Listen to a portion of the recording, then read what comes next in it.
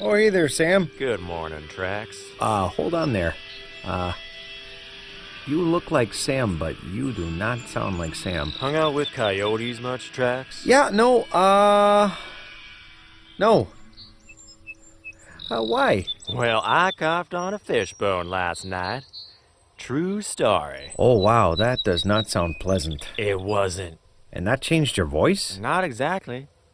But something happened that I've been waiting for my entire life when I choked on those bones. You discovered you could yodel. Funny, my voice finally changed. I mean, 1 minute it was like... All that caterwauling starting to irritate me. Then... I apparently grew up. My voice sounds so much more mature. Yeah. Your voice got higher. And? So, it's normal? Yeah. Coyotes don't yap with deep voices at night, Trax. Maybe you've heard us? I'm just surprised, that's all, Sam. Do you think there will be a competition to see which one of us gets to stay? Don't care, not participating. But I am staying. Well, this is all kind of a surprise. How could something like this, happen? 2 animals from 2 parts of the world sent here for a cultural experience? Yeah, that's peculiar. Sounds like a mistake at the head office or something. We can't both be cultural exchange animals for Upton Heights. Can we? I don't make the rules, Trax. Oh, yeah, I know. But you see, we both got a Custer walking stick, proving that we both belong, Sam. Right. So. If only there was someone who could answer your questions that wasn't me. Hair mail for Upton Heights! Hair mail for Upton Heights! Come and get it! Talk about really good timing. What is that? Oh, hello. You must be new around here. It would seem so. But one of us might not belong. Wouldn't be surprised if it's me. Well, I don't know about that, but I've got a message from the folks at the Cultural Exchange who apparently gave each of you the walking stick of transferred residents. As a moose with 4 legs, I didn't really need a walking stick for personal use, but I brought it with me. I use mine to whack acorns. It's a satisfying sound. Whoa. Well, that's disturbing. So, what's the verdict, Bunny? Well, first of all, I'm staying out of the way of your stick. And second, it seems Trax, the Canadian moose, was sent here as the cultural exchange animal. Oh, that's good. And what about Sam, the coyote? They're still checking on that. Really? Uh-huh, really. It's possible I took a wrong turn in Albuquerque. So, when will you be leaving? Leaving? Don't know exactly. Not sure I wanna. Wait a minute. What? Look, Bunny, there's a pond here with lots of food, plenty of places to hide, and the animals leave me alone. For the most part. Leave you alone. Could be self-preservation, observationally speaking. A case could be made for that. Still, I'm tired of walking. Think I'll stay here a while. Hey, Trax, Yeah? why don't you go ahead and be the new guardian? Not sure it's my thing anyway. There's plenty of room up here for a coyote to move around. I probably won't bug you. If you don't bug me. No promises, my friend. Friend, don't call me that. Oh, but one thing, if I might ask, is what do I tell the people at the cultural exchange? Don't know, don't care. Consider me a long-term guest of Upton Heights. If I do it right, I might just wear out my welcome. Oh, great. Welcome to Upton Heights.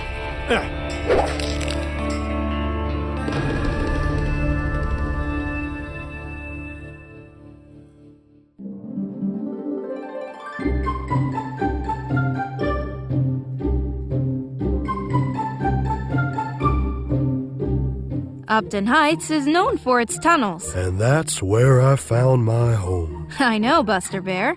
Me too. So you did, Cookie Raccoon. Could we please use the informal trash panda? Excuse me. Why are you being so formal, Miss Narrator? Well, some people listening might not know who you are. Said the narrator who doesn't seem to have a name. That means 3 of us have been introduced. I guess we have. Said Coco the mongrel. Wait, that's my job. You always get to do the fun stuff. So, being a new guardian around here, just kind of curious if this will be a work day? Go ahead. You say it, Cookie. Said Trax, the Canadian moose. Oh, that wasn't as satisfying as I thought it would be. Still find this a bit odd, and a whole lot annoying. Said Sam the Coyote. Yep, that really is him. His voice changed. He got higher. Can we just stop this now? Well, odd. It's normal. Okay, now we're all introduced. Did anyone else find that kinda a time waster? You know, I kinda did. Except for your whole voice change thing. That was different. All this attention is kinda frustrating. I suppose it is. Trax, in answer to your previous question, no, this is not a workday. Oh, I don't even remember asking. Or, well, why I might have asked. But thank you. You're welcome. No one seems to be up to admitting discomfort, but you haven't been introduced to everyone yet. What? There was one specific guest who spent the night in an Upton Heights cave. Is that good or bad? Mostly it's the promise of an adventure and understanding. Oh, when does that start? When does what start? Oh, the adventure and understanding. It seems like something I should remember. Understanding. Now, that would be great. You'll know it when you see it. Well, that's annoying. No, I'm pretty sure she said it would be an adventure. You didn't say annoying, did you, narrator? Good catch, Coco. I did not. Well, don't pay attention to me. I'll just be here, minding my own business. That'll be enough adventure for me. Still, I agree with Buster. Annoying. Wait, let me check. Yup, I'm annoyed. And yes, I know. My voice changed. Got it.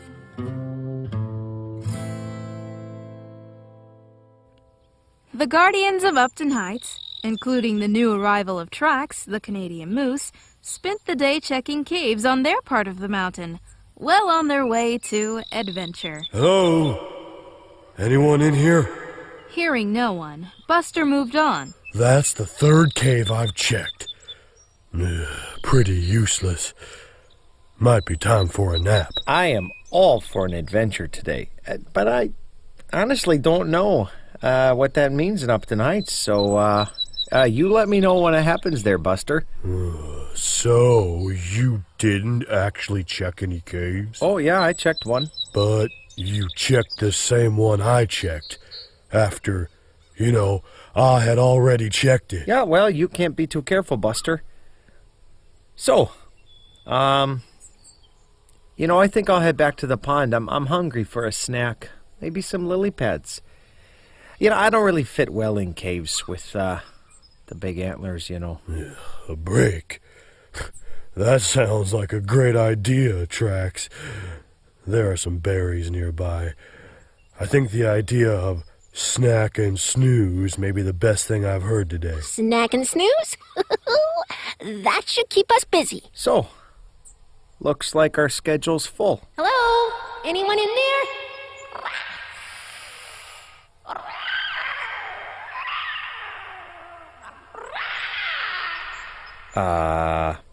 Did you say something? I don't think so. But I wasn't paying attention to myself. Could have been my stomach. Coco, seriously, what are you doing? Checking caves. Oh, yeah, I think that one's actually just a rock with a crack in it. So our conclusion unanimously is that no one's in there? Not unless you like playing with the mountain beetle. I usually run from those things. They're noisy. Anyone else notice that?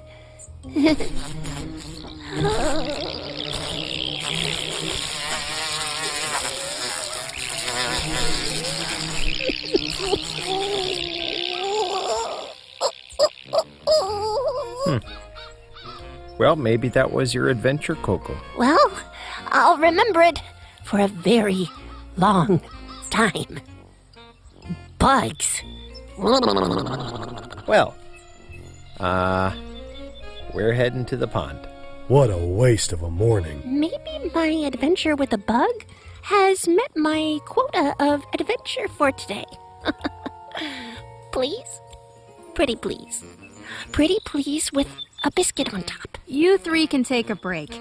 We'll leave the adventure to Cookie. I haven't seen her in a while. Is she checking caves? Yes, and secretly hoping the guest left some trash behind. Good for her. Is it just me, or does it seem like Buster is a little... oh, what's the word? Irritated. It does. Something tells me there's a story coming. Could be. First, a nap.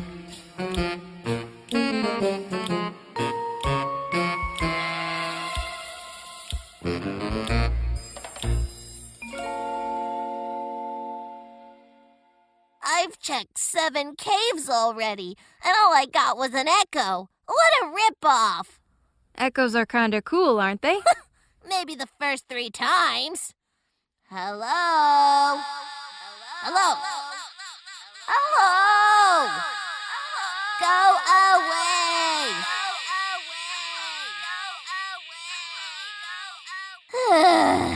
Guess no one's home. What about that cave? What cave? Follow this short trail to those rocks, just to the left of that tree. How about that? I must have missed that one. Which is why I pointed it out. I'm helpful that way. Thanks, I guess. Hello? Anyone here? Anyone? Anyone at all?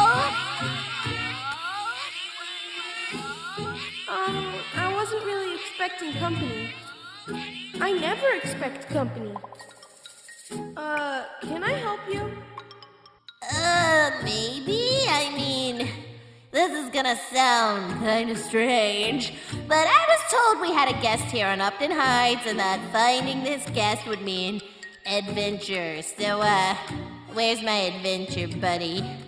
Really? That's very unexpected. Maybe I'm not the adventure you were seeking. Is he? Is he what? Is meeting him the adventure I am seeking? It is. Well, it looks like you are who I'm supposed to find. Still find that hard to believe. So, should I come out, or... Yes, if you could, that would be awesome. Yeah. Well, all right, but if I come out, you gotta promise you won't freak out. Why would I?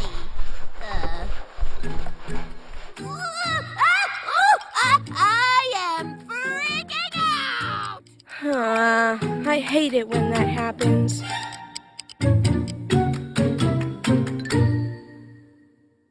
Some people might think that was rude. Okay, listen to me. That thing could hurt me. Like, really bad. Yeah, it could. But did it? Well, no.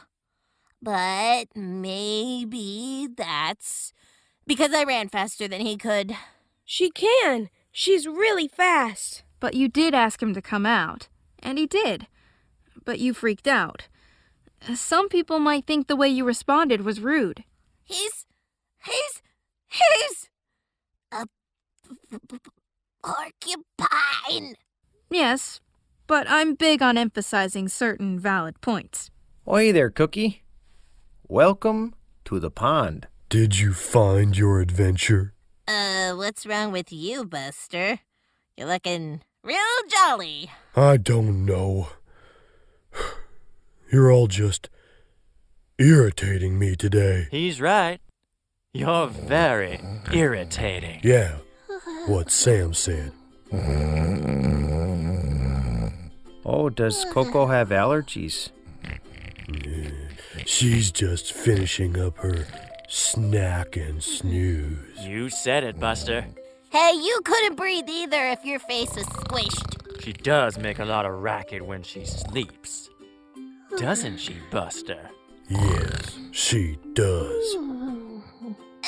Okay, well, I'm just gonna change the subject. The narrator took me to a cave with a porcupine! Porcupine! Those guys are pokey! Yeah, I get that everywhere I go. You brought him here? I did. He could hurt us! But what if he doesn't? Oh, I'm used to this kind of response. Let me explain. Porcupines were created with quills, and those quills are hard and pokey. See, what did I tell you? I mean, just look at him. Super pokey! Please take the time to hear what Elliot has to say. You might just learn something. Right. So, is Elliot that fella that looks like an animal-shaped pincushion? He's a porcupine. Thanks. Porcupines try hard not to freak out. We really don't want to see others get hurt. Shooting our quills is called a defense mechanism. And that's what happens when we, freak out. So what does that mean? Our quills help us stop other animals from hurting us. Usually if an animal gets poked by a porcupine, they run away and try never to bother us again. Oh, that's me! Just trying to stay away from porcupine quills. I've heard stories, you know. They usually end in embarrassing noises for mountain animals and include some, extra pain. No, thank you. Yeah, that is the downside. Mostly we just want others to be nice to us. Let me start the introductions. Hello, Elliot. My name is Coco. What kind of foods do you like? Well, hello. I'll eat twigs, leaves, roots, and grass. I eat twigs, leaves, roots, and grass. You and me, we could be lunch buddies. Yeah. And I love a good berry.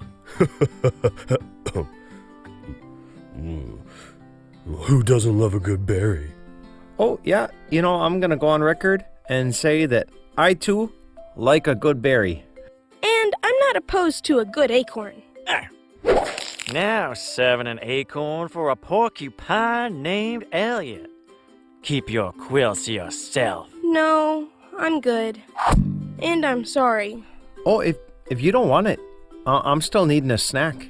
Acorns aren't always what I'm looking for, but with a nose as big as mine, sometimes acorns make their way in. What do you eat, Coco? Whatever my human Ben gives me. I don't think he's ever given me an acorn. Wait, you live with a human? She does.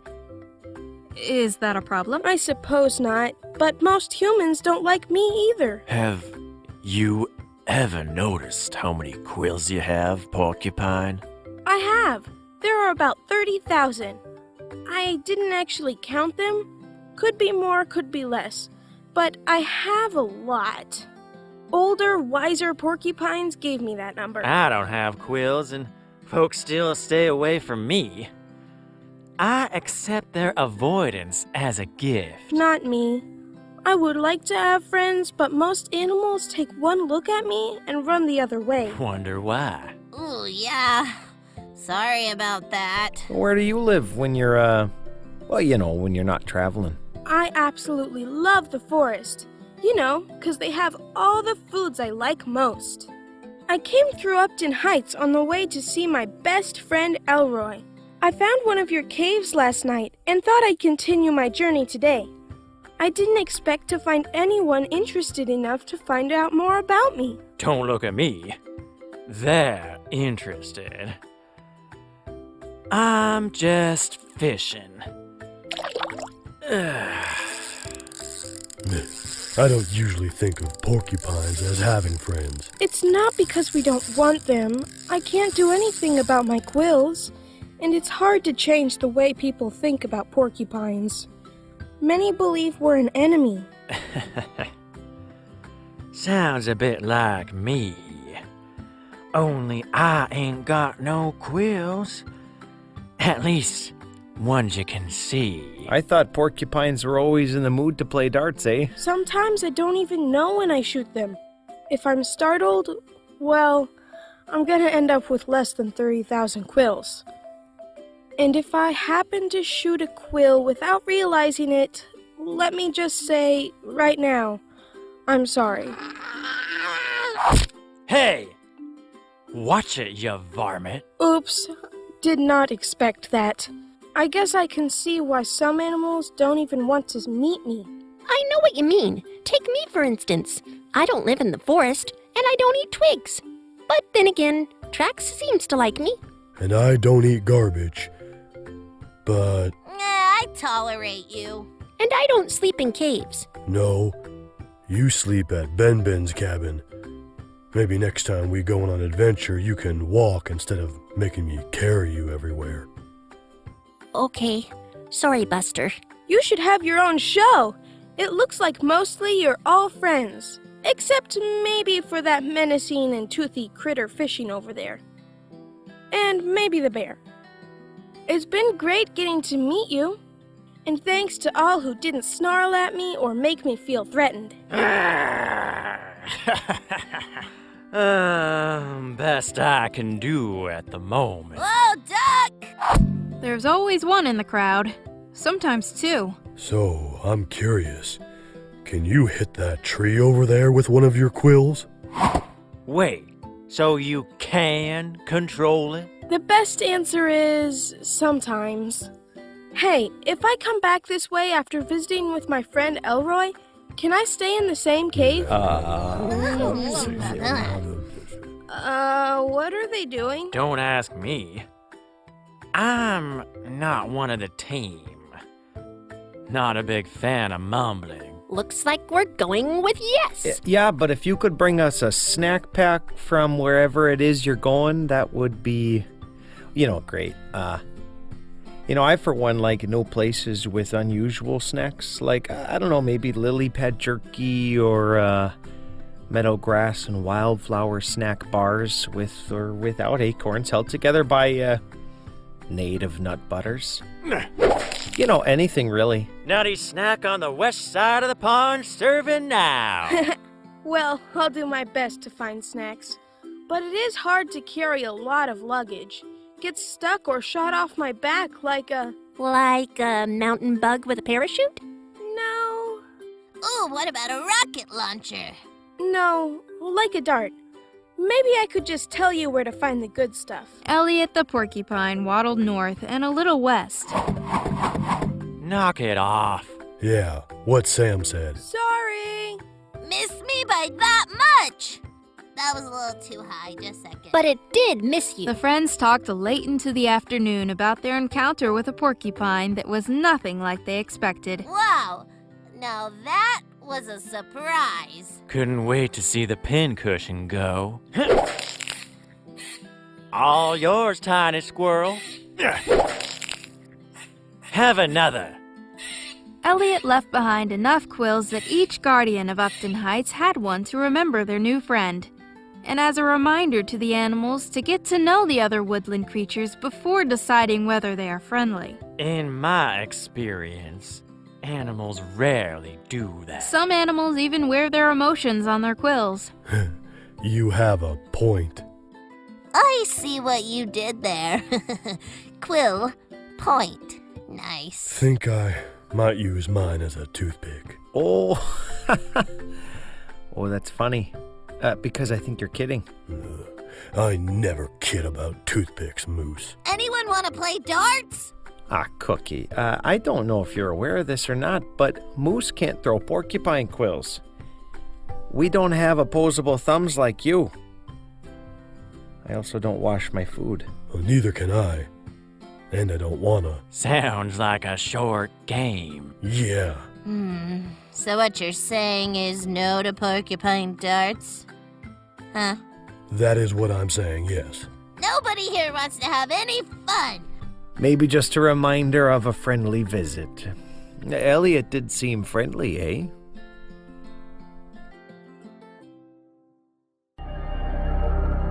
Hello, Sam. I think you have a report for me. At least I'm expecting one. I think that's part of my job. Yes, Kugura. Cookie and Coco are pretty happy critters, and Trax is kinder than most. But I did get Buster the Bear to lash out a bit today. What happened to your voice? I grew up. It's normal. Really? Usually the voice gets deeper the older you get. But I'm a coyote. We do things different. Don't ask me to explain it. Well, that's weird. Very weird, I might add. But it's a start, I guess. I'll try again tomorrow. Yeah, you will. And they think you aren't as bad as you look. Oh, maybe they're in for a surprise. Could be. I'll report back soon. I'll be here. Oh, and Sam, don't waste your chances. I'm getting kind of bored. I hate waiting. It makes me growly. Yes, young lady.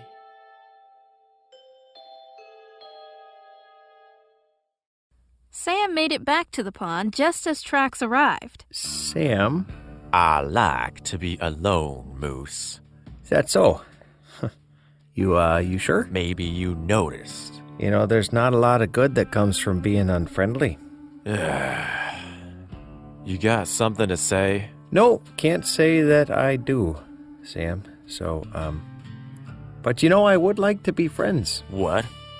You think you know me? Yeah, well, I'm gonna keep coming around, eh? Coyotes make bad friends, Trax. Yeah, you know, you could be right about that. But also maybe not. I'll probably keep rejecting you.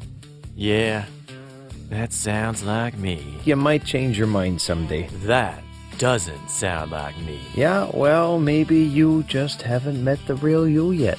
What? What does that mean? Well, you have a good night, Sam. Yeah. See you tomorrow, Moose.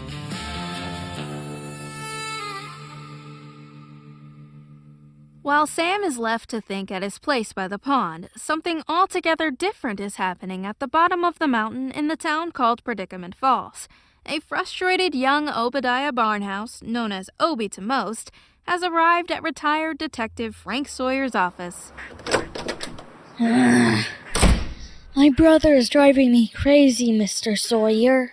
You mean the messy one from your birthday party? That's the one. The one that doesn't need a reason. Same kid. Let me guess, your problem with your brother.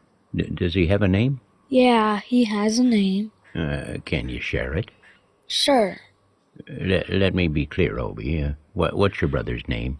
Oh, Jack. So Jack did something you didn't like. He did, and I didn't like it. Got it.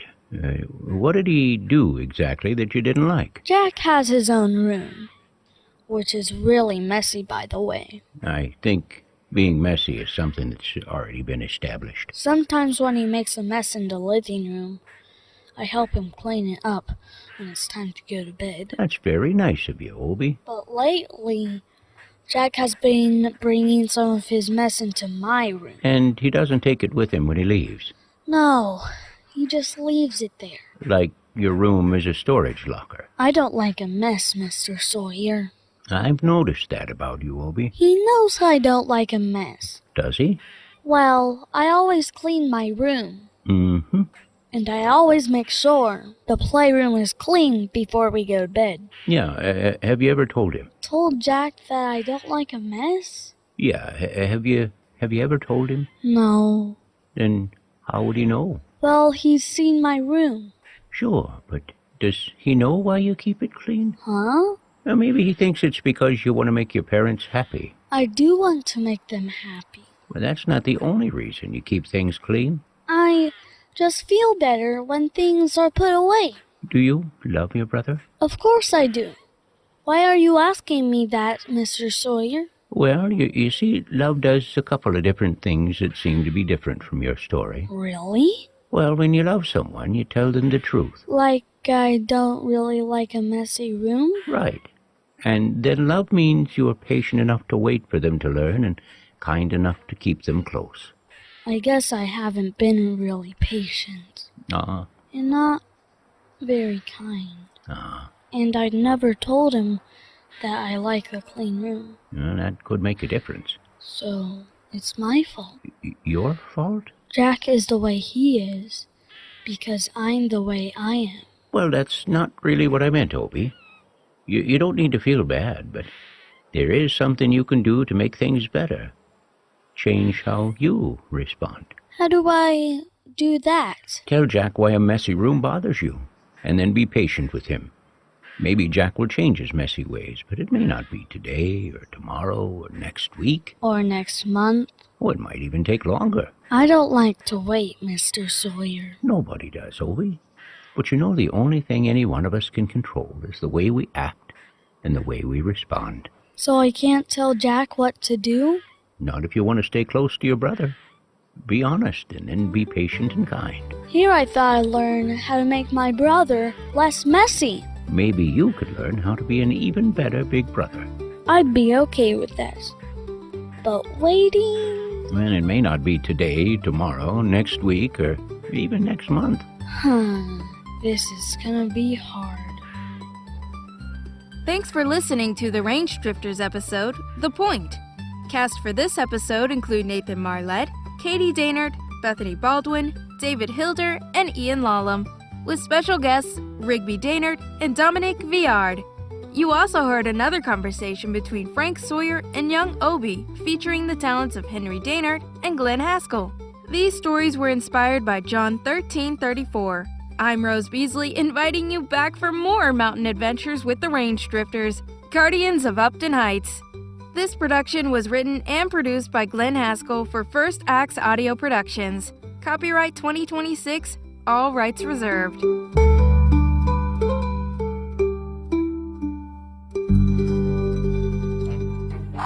Maybe get comfortable. And here I am running.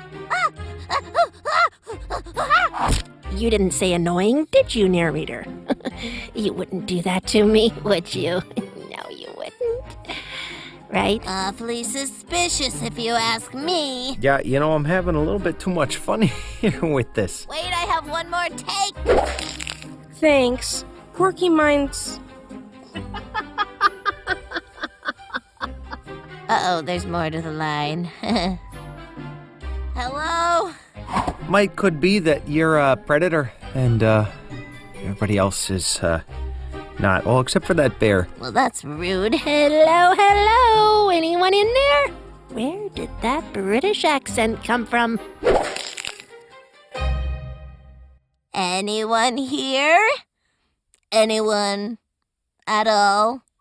Maybe somebody with snacks or something? No?